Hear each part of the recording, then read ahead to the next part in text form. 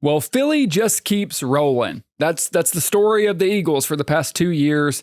They find a way. They defeated the Rams 33-26 in a game that felt like they were destined to lose. A game they were getting their teeth kicked in at the beginning. It started and I was just baffled. By the time we got to halftime, I was like, oh, they're getting their ass kicked. I knew the Rams would play them close. They always do. You know that's two very good competitive NFC teams, and it was going to be a fight. But Sean McVay, the Rams came out there and punched Philly in the mouth, and it felt like for a lot of that game, Philly just didn't have an answer, and it kind of came down to how conservative they were at the beginning of the game. I'm going to start with the winner, as I like to do. I want to just give Philadelphia credit for finding a way to win. Before we get into the actual game and the big decisions they made that changed it, they feel a lot this year like Kansas City felt last year. It's sloppy. It's not always pretty. Feels like they're leaving a lot on the table. But somehow, when push comes to shove late in the game, they find a way to win it. Their players make the plays. The quarterback gets hot at the right time. The defense, the special teams making plays when they need to help the team win. That's what's so impressive about Philly. They were impressive last year, but they felt almost like a Goliath.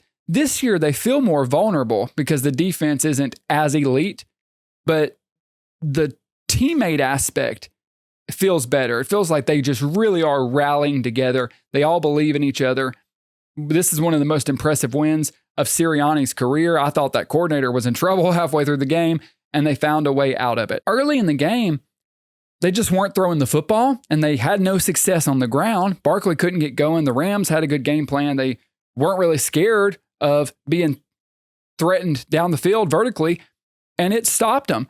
And Greg Olsen said on the broadcast, at what point are you going to get A.J. Brown involved? That's been a recurring theme this whole season. And we've seen that pop up in times when he's been in Philadelphia when he just feels like he's not getting the ball enough. And it's not him not making plays, it's them not targeting him. Before we continue with the video, please make sure you're subscribed to the channel. Subscribe so you feel better about your sports takes. Back to the video. Well, they got down, and in the second half, they come out and they target A.J. Brown, and he shows why he's one of the best receivers in the league because he's a monster. Every time he got the ball, he made a big play. He was breaking tackles. He was getting first down. He was going up and getting the ball, even if they were a little inaccurate. It became the offensive juggernaut that we were used to seeing from Philadelphia without much of a run game, which is really impressive because Jalen Hurts gets a lot of flack for not being the best quarterback playing from the pocket, and he's not. He's not a quarterback in an elite category. He's not able to break down pre- and post-snap defenses super effectively and adjust on the fly, but he is able to deliver the ball to his playmakers and keep the play alive. And that's what he did. There were a lot of balls he threw today that were a little inaccurate, a little off, but Devontae Smith would adjust and catch it. A.J. Brown would adjust and catch it and make a play. All of his guys made a play, and he gave them a chance. So he deserves the credit for that. Sirianni, the offensive coordinator, they deserve credit for adjusting and saying, hey, if we're going to lose this game, we're going to go down swinging. We're going to get our players the ball. We're not just going to keep handing it off and be in these third and longs that we can't convert, because that's really where Philly struggled in the first half. I mean, they got into those situations, 3rd and 8, 3rd and 16, 3rd and 12. That's how the Rams were able to get them off the field consistently. They talked about it on the broadcast. We all know the big element of the tush push that makes Philadelphia so dangerous is not the tush push play itself. It's what that means for the offense as a whole. It means they're starting, every set of downs at 1st and 8. And that's a huge weapon. You're almost always in 4-down territory if it's even close. If you get into 3rd and 6, 3rd and 7, where that's a passing down for most teams, you've got a good chance you can run that. So it opens up their playbook in a way it just doesn't open up for a lot of other teams. With that said, the tush push wasn't going to save them in this game. It worked on that 4th down, they got the touchdown, whatever, but they had to air the ball out. They had to start threatening the Rams down the field, and they were able to do that in the second half. A ton of credit to the team. Obviously blocking the 2 field goals. Before we get into that, the big thing that really just flipped the game to me, Lane Johnson got hurt, and they put in the backup right tackle, and he was just getting demolished. It was embarrassing. He was getting worked by that Rams defensive line. And after just a couple series, I think it might have been after the strip sack, whenever they went to their next backup. I don't know the guy's name. I'm sorry. I don't know the third string on the Philadelphia Eagles. I should have looked it up. But when they put him in there, he was much better. And then the line was able to hold up better. And Jalen Hurts was able to have protection and get the ball out. And the offense was able to start moving and getting in a rhythm.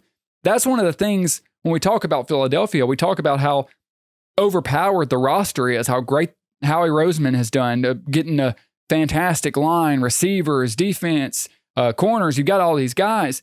Well, Lane Johnson went out and you really felt it because they were just targeting the backup. The pocket was collapsing. He was getting demolished. Like I said, led to the strip sack. And most teams, I feel like even Andy Reid and the Chiefs, they would have just left that same guy in there, wrote it out, and then figured it out next week. No. After the strip sack, after a couple series, Philly was like, okay, next man up. Let's try because this ain't working and we're not losing this way. That seems like such an easy decision, but so many coaching staffs do the opposite.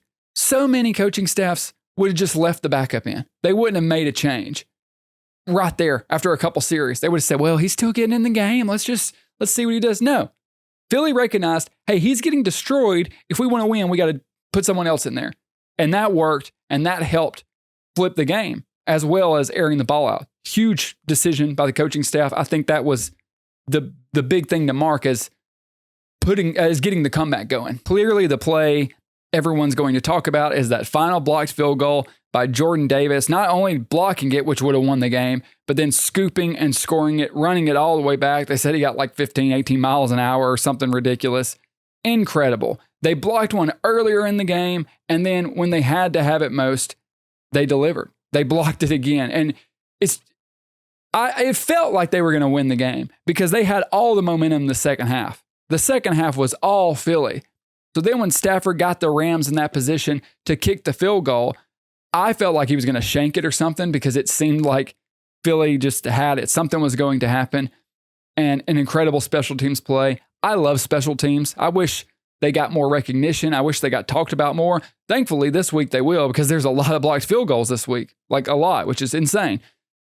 Credit to Philadelphia. Not just the final blocked field goal, but the first one. Finding ways to win. That's what makes this Philadelphia team scary. Yeah, the roster's amazing. The coaching, up and down, but then they've got a ton of players, but it's their team mentality. It's them banding together and saying, hey, someone will make a play. Like I said, it reminds me of the Chiefs last year. Like Jalen will make a play, or someone on the defense will make a play. Or if not, someone on special teams will make a play, which is Jordan Davis. I mean, he's on the defense, but still, someone is going to deliver. This win is going to do a lot for Philadelphia. It's going to make them, no pun intended, feel invincible. And I can't wait to see what kind of team they develop as the season goes on, because they are not even at the peak of their powers. It feels like they're kind of playing with their food a little bit, and they turned it on the second half and did what they needed to do.